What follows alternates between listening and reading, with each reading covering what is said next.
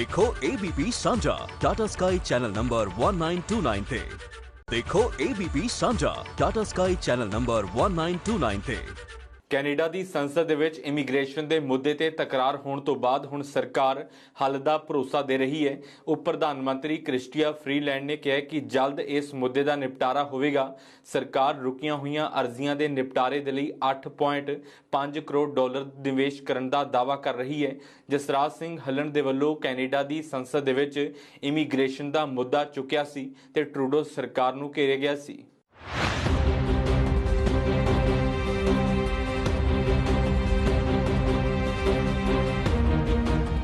Canada ਦੀ ਸੰਸਦ 'ਚ ਆਵਾਜ਼ ਉੱਠਣ ਬਾਅਦ ਲਿਬਰਲ ਸਰਕਾਰ ਇਮੀਗ੍ਰੇਸ਼ਨ ਦੀਆਂ ਰੁਕੀਆਂ ਅਰਜ਼ੀਆਂ ਦਾ ਜਲਦ ਨਿਪਟਾਰਾ ਕਰਨ ਦਾ ਭਰੋਸਾ ਦੇ ਰਹੀ ਹੈ। ਕੈਨੇਡਾ ਦੀ ਵਿੱਤ ਮੰਤਰੀ ਅਤੇ ਉਪ ਪ੍ਰਧਾਨ ਮੰਤਰੀ ਕ੍ਰਿਸਟੀਆ ਫਰੀਲੈਂਡ ਨੇ ਕਿਹਾ ਕਿ ਇਮੀਗ੍ਰੇਸ਼ਨ ਅਤੇ ਨਾਗਰਿਕਤਾ ਦੀ ਸਿਸਟਮ ਦੇ ਵਿੱਚ ਨਿਵੇਸ਼ ਵਧਾਇਆ ਜਾਵੇਗਾ। 8.5 ਕਰੋੜ ਡਾਲਰ ਦੇ ਵਾਧੂ ਨਿਵੇਸ਼ ਦੇ ਨਾਲ ਅਰਜ਼ੀਆਂ ਦੇ ਨਿਪਟਾਰੇ ਨੂੰ ਤੇਜ਼ ਕਰਨ ਦੇ ਵਿੱਚ ਮਦਦ ਮਿਲੇਗੀ। ਇਸ ਸਮੇਂ ਇਮੀਗ੍ਰੇਸ਼ਨ ਮੰਤਰਾਲੇ ਦੇ ਕੋਲ ਪੱਕੀ ਇਮੀਗ੍ਰੇਸ਼ਨ ਦੇ ਲਈ ਵਿਦੇਸ਼ੀਆਂ ਦੀਆਂ ਕਰੀਬ 18 ਲੱਖ ਅਰਜ਼ੀਆਂ ਵਿਚਾਰ ਅਧੀਨ ਨੇ।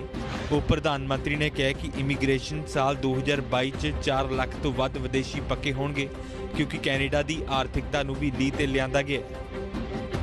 The Government of Canada and the Bank of Canada are today announcing that we will renew the 2% inflation target for another 5-year period.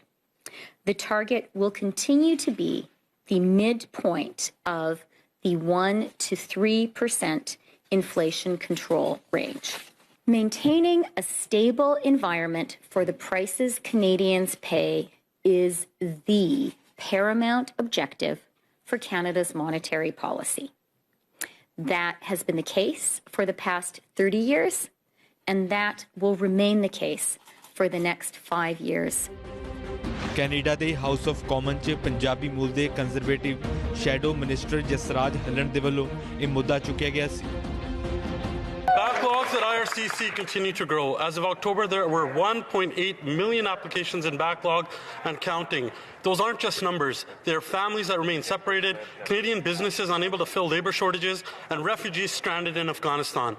This Liberal-made backlog is causing immense mental health issues at a time when loved ones need to be together. Our economy needs workers, and refugees are desperate for safety.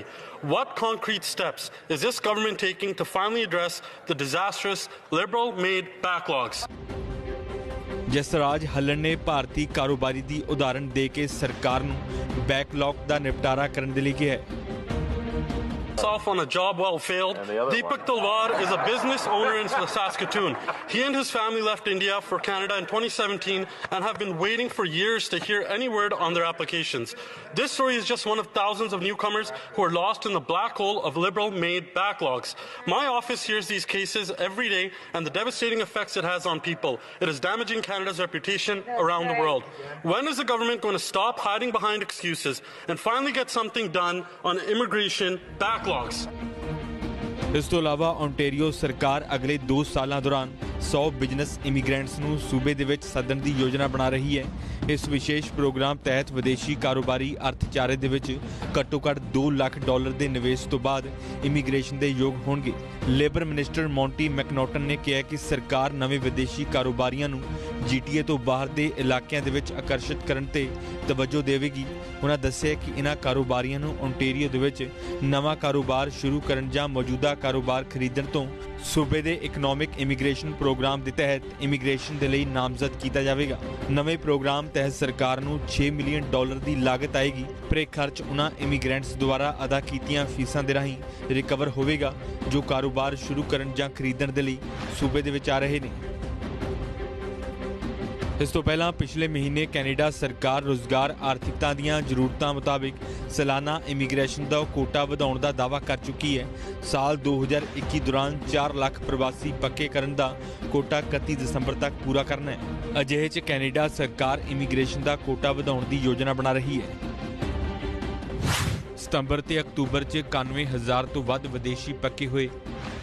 ਨਵੰਬਰ ਤੇ ਦਸੰਬਰ 'ਚ 85,000 ਤੋਂ ਵੱਧ ਹੋਰ ਵਿਦੇਸ਼ੀ ਪੱਕੇ ਹੋਣਗੇ। 1 ਜਨਵਰੀ ਤੋਂ 31 ਅਗਸਤ 2021 ਤੱਕ 3 ਲੱਖ ਲੋਕ ਪੱਕੇ ਹੋਣਗੇ। ਸਾਲ 2022 'ਚ 4,11,000 ਵਿਦੇਸ਼ੀ ਪੱਕੇ ਕਰਨ ਦੀ ਯੋਜਨਾ ਹੈ। ਸਾਲ 2023 ਚ 4,21,000 ਵਿਦੇਸ਼ੀ ਪੱਕੇ ਕੀਤੇ ਜਾਣਗੇ। 2024 ਦਾ ਕੋਟਾ ਮੰਤਰੀ ਫਰੇਜ਼ਰ ਦੇ ਵੱਲੋਂ ਅਗਲੇ ਦਿਨਾਂ 'ਚ ਜਾਰੀ ਕੀਤਾ ਜਾਵੇਗਾ। ਇਸ ਦੌਰਾਨ ਇਮੀਗ੍ਰੇਸ਼ਨ ਵਿਭਾਗ ਦੇ ਕੋਲ ਇਸ ਸਮੇਂ ਲਗਭਗ 18 ਲੱਖ ਅਰਜ਼ੀਆਂ ਵਿਚਾਰ ਅਧੀਨ ਨੇ, ਜਿਨ੍ਹਾਂ 'ਚ 5,58,000 ਅਰਜ਼ੀਆਂ ਪੱਕੀ ਇਮੀਗ੍ਰੇਸ਼ਨ ਅਤੇ 7,75,000 ਤੋਂ ਵੱਧ ਅਰਜ਼ੀਆਂ ਵਰਕ ਪਰਮਿਟ ਅਤੇ ਸਟੱਡੀ ਪਰਮਿਟ ਅਰਜ਼ੀਆਂ ਸ਼ਾਮਲ ਨੇ। ਕੈਨੇਡੀਅਨ ਅਧਿਕਾਰੀਆਂ ਦੇ ਵੱਲੋਂ ਅਰਜ਼ੀਆਂ ਦਾ ਨਿਪਟਾਰਾ ਤੇਜ਼ ਕਰ ਦਿੱਤਾ ਗਿਆ ਹੈ। ਰਾਜਧਾਨੀ ਓਟਾਵਾ ਤੋਂ ਇੱਕ ਅਧਿਕਾਰੀ ਨੇ ਦੱਸਿਆ ਕਿ ਦੇਸ਼ ਅਤੇ ਵਿਦੇਸ਼ਾਂ ਤੋਂ ਬੀਤੇ ਮਹੀਨੇ ਦੌਰਾਨ ਕੈਨੇਡਾ ਦੇ ਇਮੀਗ੍ਰੇਸ਼ਨ ਮੰਤਰੀਆਂ ਨੂੰ 35,000 ਤੋਂ ਵੱਧ ਈਮੇਲਜ਼ ਅਤੇ ਵੈਬ ਇਨਕੁਆਇਰੀ ਦੇ ਫਾਰਮ ਪ੍ਰਤੀ ਮਹੀਨਾ ਮਿਲਦੇ ਨੇ।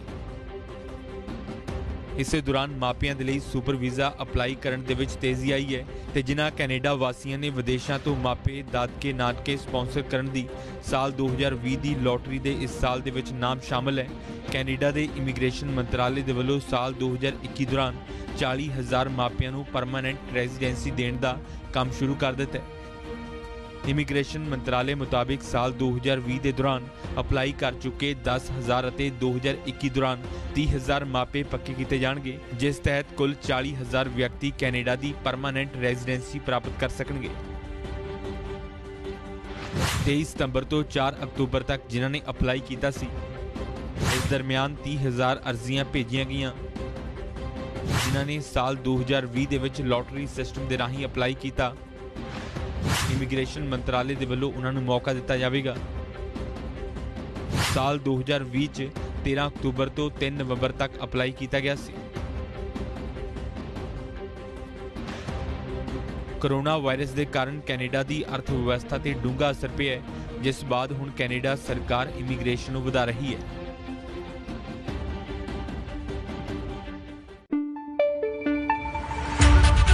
पंजाब और पंजाबियत की परछाई अब देखें एबीपी सांझा टाटा स्काई चैनल नंबर 1929 पर। एबीपी सांझा देखने के लिए अपने केबल ऑपरेटर से अभी संपर्क करें।